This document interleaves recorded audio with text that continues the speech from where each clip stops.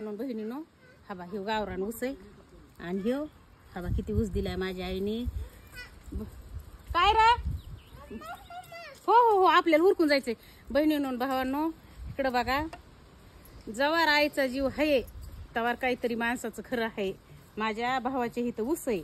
आणि माझ्या आईला माहिती की मला ऊस आवडतो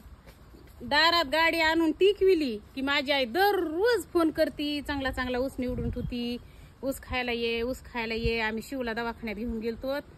तेव्हा तिला चालता येई नाही झेपा नाही तरी नाताच्या गाडीवर बसून आली आणि बाई म्हणलं मी चिवट्या कुठं टाकू तिने दुसऱ्या दिवशी एक पिशवी दिली चिवट्या टाकायला आणि तेव्हापासून ये जवार आई बापा आहेत तवार माहेरात काय खरंय तिथून पुढं काही कुणाचं खरं नाही बघा तसे माझे भाऊजाई अजून चांगले येतं पण ते आपल्याला त्यांचा अजून अनुभव नाही कारण की त्यांचे लग्न आमच्या मागून झाले ते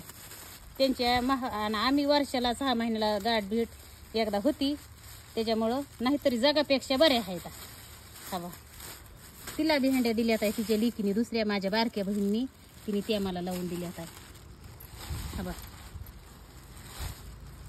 दारात सीताफळ येतं हवा सीताफळ तोडून दिले ते हवा भोपळा आलाय भोपळ्याला माझ्या इथं बी भोपळे आले ते भोपळा लावून दिलाय त्याला म्हणते आईची येडी माया आई बापाशी माहेरात काही खरं नाही बघा तुला तुझ्या आईने सीताफळ दिले तिच्या घरच्या आता मी माझ्या आईच्या घरची तिथली सीताफळ बाई हे देते ना मी तुला सोडून मला कसं खाऊ वाटन आई बापाचं मोप लेकरं लय प्रेम असतं पण लेकरायचं आई बापा असतं का नाही हे मला माहिती नाही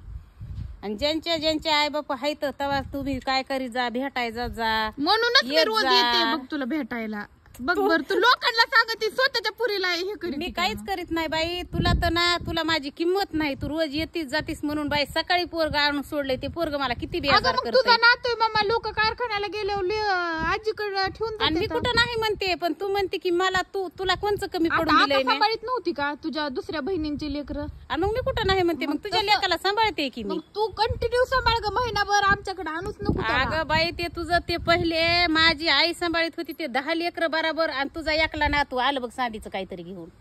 आता ते काय आहे नुसत्या खुटा टुप्या करतोय गावात जातोय महागारी येतय तर मला काही सांगायचं नाही हिने घोळ घातला बहिणीनं भावानो